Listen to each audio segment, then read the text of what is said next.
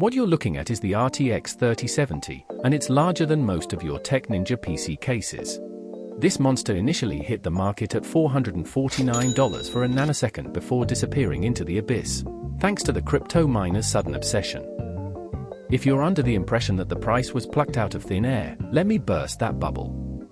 The RTX 3070's value comes from its performance, a high-performance graphics card that's a gaming and graphics powerhouse. Admittedly, it's been around for 3 years, practically a senior citizen in tech years, but it still reigns supreme as the best bang for your buck, especially if you're rocking 1080p to 2K gaming. The RTX 3070, utilizing NVIDIA's advanced Ampere architecture, features a substantial array of CUDA cores for efficient parallel processing. Its 8GB of high-speed GDDR6 VRAM ensures robust performance in demanding gaming and graphics tasks. The inclusion of dedicated ray tracing and Tensor Cores enhances the card's capabilities, enabling real-time ray tracing and AI-powered graphics enhancements. Nowadays on the used market, the RTX 3070 maintains a surprisingly resilient price point, hovering above $200. Fear not, for this investment is truly a journey into the realm of value. Why, you ask? Well, let's take a stroll through the enchanted forest of the 40th Gen RTX cards. Marvel at the slight uptick in VRAM, as if NVIDIA sprinkled fairy dust upon our graphics dreams, yet, amidst the magic, gamers and enthusiasts find themselves in a quandary, staring at the elusive 16GB VRAM oasis that only the RTX 4080 seems to guard.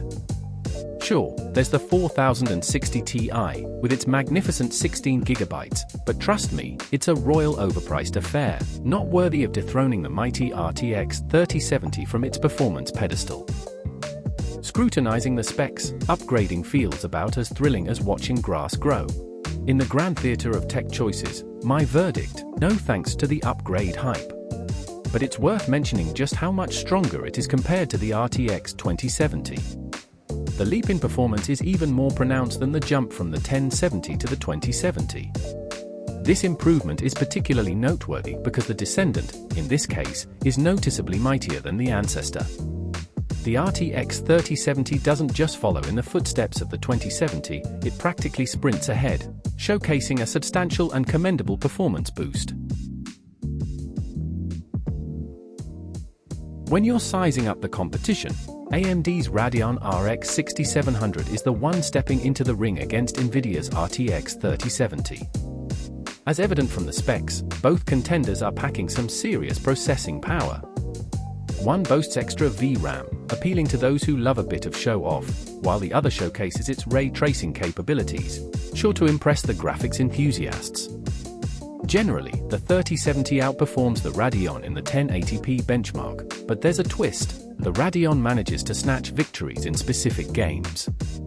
Fast forward to the 2K scenario, and the 8 gigs on the 3070 start feeling like a deal-breaker in the gaming landscape of 2024.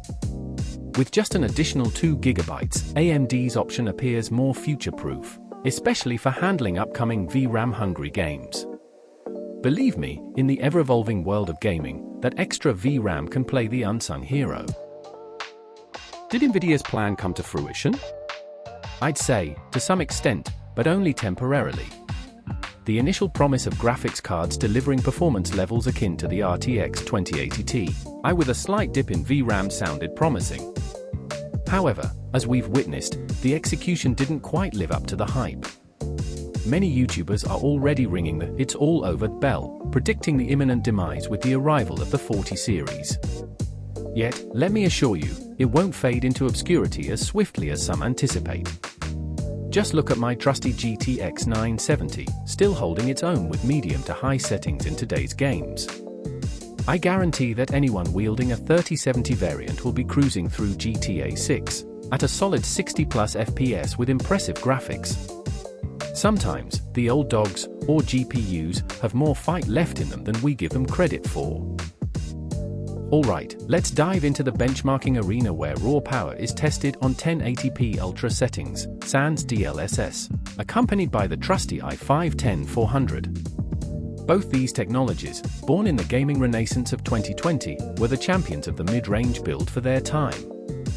Now, let's scrutinize how this duo holds up, keeping in mind that a superior CPU or upgraded GDDR5 RAM might squeeze out even more FPS.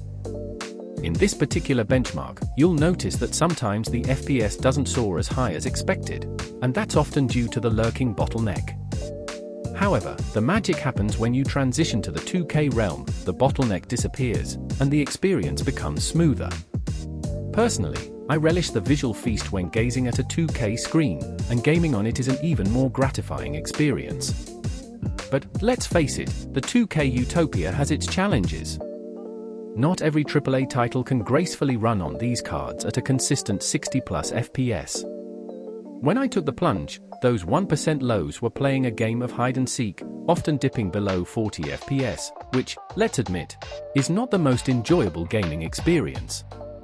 It's worth noting that the migration to 2K gaming hasn't seen a massive influx, as per Steam statistics. Most players are still rocking the 1080p bandwagon, and understandably so. It's a more budget-friendly choice until the tech gods bless us with better GPUs at reasonable prices. Trust me, the joy of playing on 1080p with a high refresh rate often outweighs the 2K allure, especially when 60 FPS starts playing hide-and-seek. Enabling DLSS can indeed work wonders, offering a significant boost in FPS. However, the catch is that not every screen benefits from it, and, truth be told, there are many of us who share that sentiment. The upscaling of a lower resolution output doesn't always result in a visually pleasing image, despite the performance gains it delivers. In some scenarios, when you go all out with the settings, you might find yourself facing VRAM warnings, a constant reminder of NVIDIA's 8GB decision, a choice that tends to rear its head at the most inconvenient times. Nevertheless, despite these quirks, a substantial number of users tend to lean towards Team Green, NVIDIA, over the AMD RX cards. Thanks to NVIDIA's new technologies, such as RT Cores and DLSS, it manages to pull off some impressive feats. It's come a long way since the last generation, and regular driver updates continue to sprinkle a bit of magic on its performance. Now, armed with this information, I hope your next upgrade planning will be a bit more strategic and informed. Make a wise choice, my friend. If you enjoyed this content and found my new voice actor bearable, do watch till the end, support the channel, and I'll catch you in the next one.